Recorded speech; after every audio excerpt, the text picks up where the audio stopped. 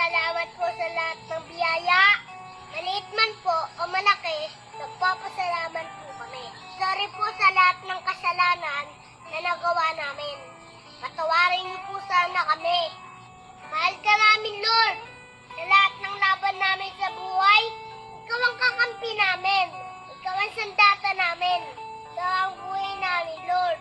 Kakaguluhan na po at maraming nagugulaan sa nangyayari.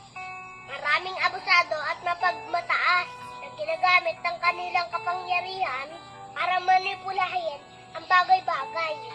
Ang hadlang namin, ang kaayusan, ang kapayapaan. Hinihiling ko po, Lord, na linisin ng puso ng bawat isa. Pagmamahal ang ibabaw sa puso namin at hindi puot. Hindi kasakiman, hindi kapusukan. Dahil kahit anong mangyari at karating natin sa buhay, kayo pa rin ang husgi sa amin sa uli. Isa lang ang pupuntahan ng bawat isa sa amin. Yun na ay ang katapsan at ang panibagong yugto ng buhay kasama ka, Lord.